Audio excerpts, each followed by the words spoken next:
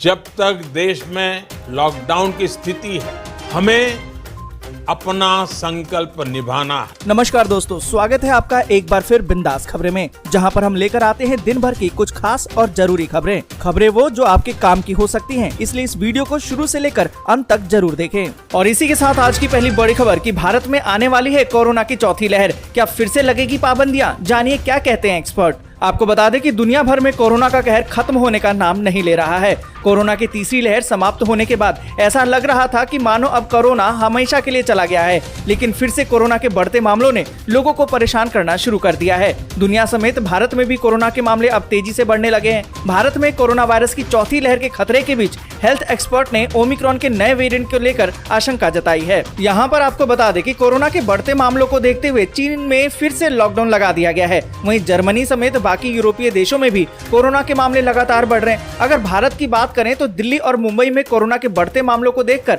आशंका तो यही जताई जा रही है कि देश में जल्द ही चौथी लहर आ सकती है। यहाँ पर आपको बता दें कि एक्सपर्ट तो यही कहते हैं कि कोरोना के मामलों में उतार चढ़ाव तो आता ही रहेगा, लेकिन जरूरी है कि इसमें मरने वालों की संख्या में न बढ़ोतरी हो। और इसी के साथ अगली बड़ी खबर कि आयुष्मान भारत योजना में और 40 करोड़ लोगों को पहुंचाएगा कवरेज, लेकिन नहीं होगा इस बार बिल्कुल मुफ्त।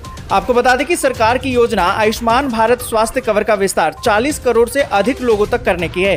ये वो लोग होंगे जो वर्तमान में किसी भी सरकारी या फिर निजी स्वास्थ्य बीमा योजना के तहत कवर नहीं है। इस तरह भारत दुनिया की पहली व्यापक स्वास्थ्य बीमा योजना शुरू करने की दिशा में अब काम कर रहा है। वर्तमान में 50 करोड़ से अधिक लोग इससे पहले ही जुड़ चुके हैं। ये योजना हर परिवार को 5 लाख रुपए का मुफ्त वार्षिक स्वास्थ्य कवर प्रदान करता है। और इसी के साथ अगली बड़ी खबर कि अब 6 से 12 साल के बच्चों को भी लगेगा कोरोना का वैक्सीन। DCGI ने इमरजेंसी इस्तेमाल की दी मंजूरी। आपको बता दें कि कोरोना वैक्सीन के खिलाफ अब बच्चों को भी सुरक्षा कवच देने की तैयारी पूरी हो चुकी है। अब 6 से लेकर 12 साल के बच्चों को कोरोना की वैक्सीन दी जाएगी। DCGI ने इमरजेंसी इस्तेमाल की मंजूरी दे दी है।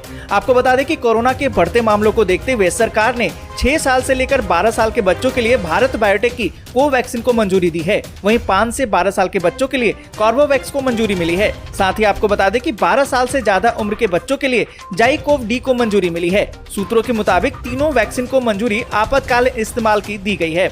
और इसी के साथ अगली बड़ी खबर कि जून में महंगा हो सकता है बैंक का लोन, रिजर्व बैंक बढ़ा सकता है रेपो रेट। आपको बता दें कि देश में बढ़ती महंगाई पर लगाम लगाने के लिए जून में बैंक लोन महंगा हो सकता है। ऐसी संभावना जताई जा रही है कि भारतीय रिजर्व बैंक यानी कि RBI जून महीने में रेपो रेट में बढ़ोतरी कर सकता है। हाल ही में राइटर्स के पोल में ये बात सामने आई है। पोल में अनुमान जताया गया है कि रेपो दर में बढ़ोतरी पहले की तुलना में तेज गति से होगी, क्योंकि मुद्रास्फीति में बढ़ोतरी देश की अर्थव्यवस्था पर लगातार दबाव बना रही है। ऐसे में रिजर्व बैंक इस बारे में कोई महत्वपूर्ण फैसला ले सकता है। और इसी के साथ अगली बड़ी खबर कि 10 दिन में 4 गुना हुए एक्टिव मामले, अस्पतालों में भी मरीज बढ़े, दिल्ली में ऐसे पैर पसार रहा है कोरोना। आपको बता दें कि राजधानी दिल्ली में कोरोना की रफ्तार अब तेज होती जा रही है। बीते 10 दिन में राजधानी में एक्टिव मरीजों की संख्या 4 गुना बढ़ गई है। 15 अप्रैल को दिल्ली में एक्टिव मरीजों की संख्या 1072 थी। 25 अप्रैल की बात करें तो ये संख्या बढ़कर 4168 पहुंच गई। यहाँ पर आपको बता दें कि दिल्ली में लगातार 4 दिन से 1000 से ज्यादा नए मामले सामने आ रहे हैं। स्वास्थ्य विभाग के मुताबिक सोमवार को दिल्ली में 1011 नए मामले सामने आए। संक्रमण दर 6.42% रही।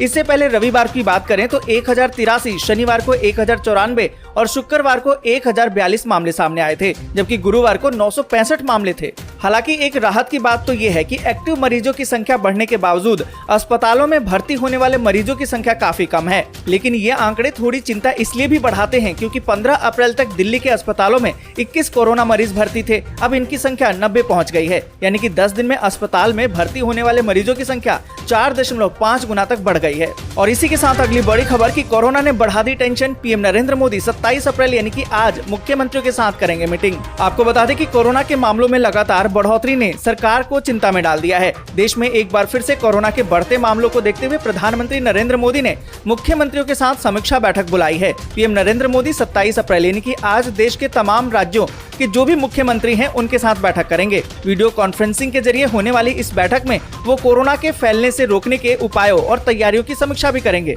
इस बैठक में पीएम नरेंद्र मोदी के साथ प्रधानमंत्री कार्यालय के वरिष्ठ अधिकारी, केंद्रीय गृह मंत्री अमित शाह, केंद्रीय स्वास्थ्य मंत्री मनसुख मंडाविया और उनके मंत्रालय मंत्रालय से संबंधित अधिकारियों के शामिल होने की संभावना है। और इसी के साथ अगली बड़ी खबर की कोयले की किल्लत के मद्देनजर अब हांफने लगे हैं देश के कई राज्यों के थर्मल पावर प्लांट। 20 दिन में खत्म हो जाएगा भंडार। आपको बता दें कि देश के कई राज्यों में बिजली की मांग रिकॉर्ड स्तर होने से बिजली संकट गहराता जा रहा है। आपको बता दें कि राष्ट्रीय राजधानी दिल्ली समेत 11 राज्यों में अब तक के सबसे उच्च स्तर पर इसकी मांग है। देश के 4 राज्यों में फिलहाल 8 से 10 दिन का कोयला ही मौजूद है, जबकि अन्य 8 राज्यों में थर्मल पावर प्लांट्स में कोयले का स्टॉक बहुत गंभीर स्तर पर पहुंच गया है। जानकारी के मुताबिक 10 अप्रैल से पावर प्लांट्स में कोयले की कमी हो रही है।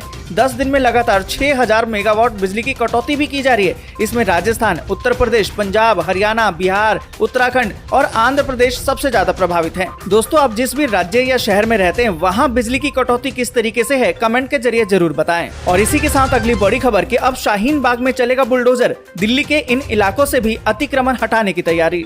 यहाँ पर आपको बता दें कि बुलडोजर के एक्शन की चर्चा के बीच दक्षिणी दिल्ली नगर निगम के मेयर मुकेश सूर्यन ने बड़ा दावा किया है। उनका कहना है कि आने वाले दिनों में शाहीन बाग, सरिता विहार और कालिंदी कुंज में भी बुलडोजर चलेगा, क्योंकि यहाँ लोगों ने जमीन पर अवैध कब्जा किया है। आपको बता दें कि सूर्यन ने कहा कि हम दिल्ली में अतिक्रमण के खिलाफ बड़ा अभियान चला रहे हैं। दिल्ली में रोहिंग्या और बांग्लादेशियों ने बहुत जगहों पर कब्जा किया हुआ है। शाहीन बाग में सरकारी जगहों पर अतिक्रमण है। सरिता विहार, कालिंदी कुंज में लोगों ने कॉलोनी काटकर अवैध कब्जा किया हुआ है। और इसी के साथ अगली बड़ी खबर कि चीन में डरा रही है कोरोना की नई लहर। शंघाई में 4 हफ्ते से लॉकडाउन, अब खतरे में है बीजिंग। आपको बता दें कि कोरोना का कोहराम अभी थमा नहीं है। चीन में कोरोना की वजह से आम जनता काफी परेशान है। चीन के 2 बड़े शहरों शंघाई और बीजिंग में कोरोना का प्रभाव ज्यादा है।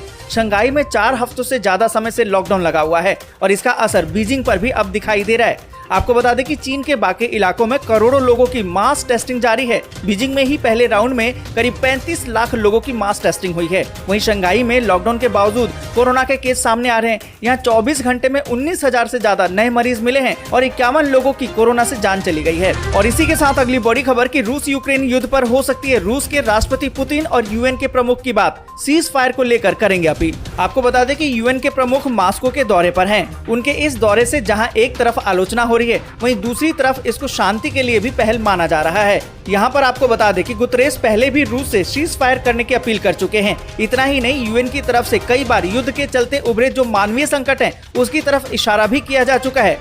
गुतरेस का कहना है कि इस युद्ध को जितनी जल्दी हो बंद किया जाना चाहिए। राष्ट्र की दूसरी एजेंसियों ने भी इस तरफ संकट का इशारा किया है। और इसी के साथ अगली बड़ी खबर कि यूक्रेन की मदद को लेकर रूस की अमेरिका को चेतावनी, दी तीसरे विश्व युद्ध की धमकी। आपको बता दें कि रूस ने यूक्रेन संघर्ष को तीसरे विश्व युद्ध में बदलने की चेतावनी दी है और कीव पर शांति वार्ता में खेलने का आरोप लगाया है।